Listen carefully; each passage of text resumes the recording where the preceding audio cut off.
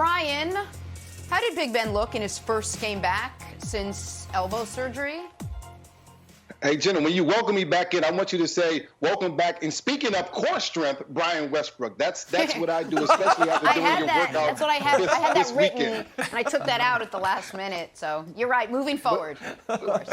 But listen, I think Ben did well as the game went on. There was a time in those first couple of series when I was saying, I don't know if Ben is okay. He didn't look comfortable, and probably it's because he hasn't played in the year. He didn't have a whole off season. Like everyone else as far as the preseason and things like that. But I thought that after that first series, there was a third down pass to Eric Ebron that he completed that actually kind of jump-started Ben. Then you saw him kind of running a little bit or doing the slow shuffle that he does as far as running. And then he got things going. He completed some balls. He got the ball to Juju Smith-Schuster. He looked good. He looked like the old Ben Roethlisberger. The ability to stand in the pocket, to take contact and throw the ball down the field has been something that Ben has been doing his entire career. He still has that ability. I would hope that his offensive line does a better job blocking for him and giving him some time, because his ability to move around the pocket just isn't as good as it used to be.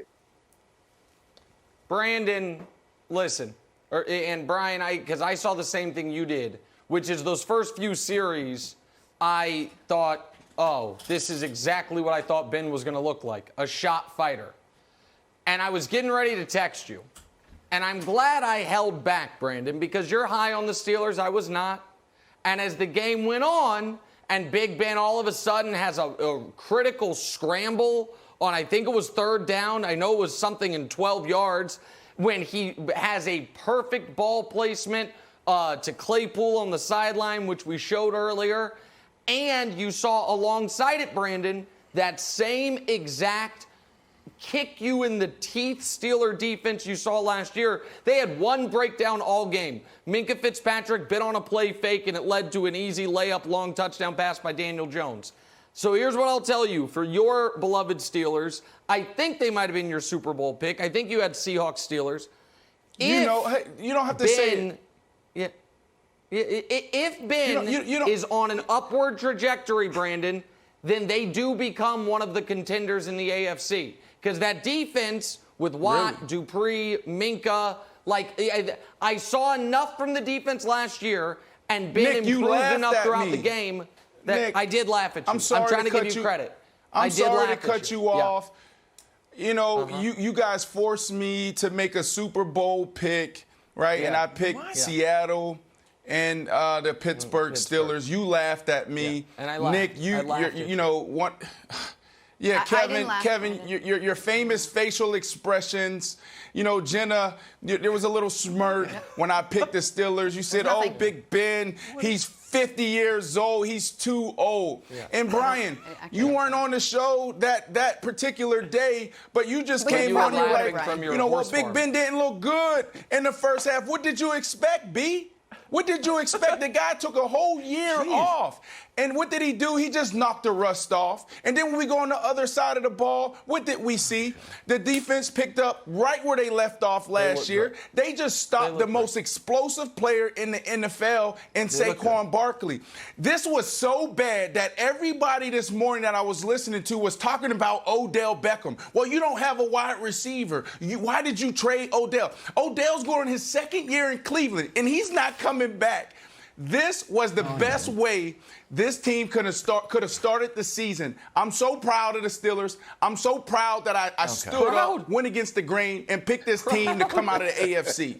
Oh, my goodness gracious. You're worse than me and the Patriots right now, except you're missing 5 Super Bowls. That's a lot, Brandon. Brian, I know you got great core strength. I also want to use your analysis here of poor Saquon here. I'm going to show you a full screen. There was 3 great rushing performances. One was by Tom Brady, one was by Big Ben, and one was by his peer Saquon Barkley. This is just a brutal, not performance by him, but performance by the team. I think I saw him line up one time in Hoboken to try to get some more room before he had to hit that line. He was getting tackled so much. We know the offensive line's a mess. Brian, is there anything Saquon could do? Because after the game, he's like, I need to do better. And I was like, no, you don't, buddy. You're doing great. Is there anything he can do to try to remedy this besides pep talks to the offensive line? There is absolutely nothing that he can do. Maybe he can buy him dinner and hope that they block better. But just look at these plays that we're showing right here. I mean, Saquon's getting hit. And listen, I believe Saquon is one of the best running backs in the league. Super talented. I love the way that he plays the game. But there's no running back. I'm talking about Jim Brown. I'm talking about Walter Payton, Barry Sanders. There's no running back in the NFL that has played the greats that can combat what's going on with this offensive line. If you're getting contacted 2, 3, 4 yards deep in the backfield, I don't care who you are. You can have the best running back ever. You're not going to be successful. This offensive line should be ashamed of itself. Judge, he should be thinking about, how do I fix this offensive line, not sliding down the field in mud holes and things like that and holding tennis balls and all those no names on the jerseys. How do you fix this offensive line? You have a horse in Saquon Barkley in your backfield, and if you don't get him going, then you have no hope offensively, because now you're going to see defenses just blitzing and blitzing and blitzing, just like you saw last night, trying to get Daniel Jones off the spot. And we've seen him have the ability to throw the ball and fumble the ball to the other team. Well, Brian, the thing that they have going for them is that this is a dominant front seven. They're one of the best front sevens in all of football right now. So they're not going to have to face the Steelers again. But if I'm Coach Jason Garrett, the offensive coordinator for the New York Football Giants, here's what I'm doing. I'm turning on the New Orleans Saints film and I'm studying Alvin Kamara. The way they utilize this kid is phenomenal. And they have to do the same thing. He's not a traditional running back where a guy like AP, where you just sit back and eye for him and you just hand the ball off. You have to get creative. Create wildcat packages. Create packages where he's doing jet sweeps. I want to see this guy lined up at wide receiver more in the slot. He has hands as soft as a wide receiver. He has great feet. He can run routes. You have to do more to get this guy involved. He is an explosive player. I'm not overreacting by saying this. I truly believe he's the most explosive player in the NFL right now. Look at what he did when he got this screen. He took off down the field and it was just like, a man playing against boys, how he exploded down the sideline. So, Coach Jason Garrett, you have to study some of these guys around the league that's doing a great job getting their running backs involved in different parts of the game. So, but I'm glad you brought up Jason Garrett, because in the broadcast they pointed out that when Jason Garrett first met with Daniel Jones, he told him every drive that ends in a kick is a success.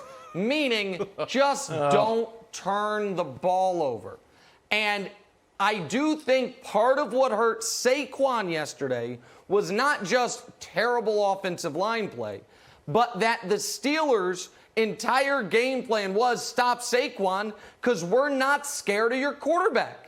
Your quarterback is not going to stand in the face of a rush. Your quarterback is as likely to throw a dime down the seam as he is to throw it to one of our blitzing linebackers or just throw a duck up in the air in the end zone, just an indefensible decision.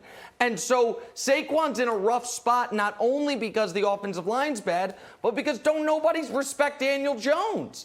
And they're calling a game with the Giants knowing that Daniel Jones has to be coached around. And I know it's just year two, but Mahomes won an MVP in year two. Wentz almost did. Lamar did. Kyler looks awesome. Like, it's 2020, man. Year two is when quarterbacks are supposed to start cooking. And they're still managing him like he is a limiting part of their offense, which he was once again last night. His 9th career game with multiple turnovers, only 14 career starts. So, Brandon, I think that also hurts Saquon immensely, is the Steelers aren't scared of the Giants passing game at all. Yeah, because you trade away Odell, and like I said earlier, he's not coming back. People need to stop talking about Odell. It's over. I disagree with you, and I disagree with a lot of people that's against this kid. I think this kid has huge upside. I just don't like what they're doing with him right now. Hopefully, Coach Garrett, it's week one. A lot of people are overreacting, but hopefully Coach Garrett has a great game plan for what this kid does well. I think he spins the ball.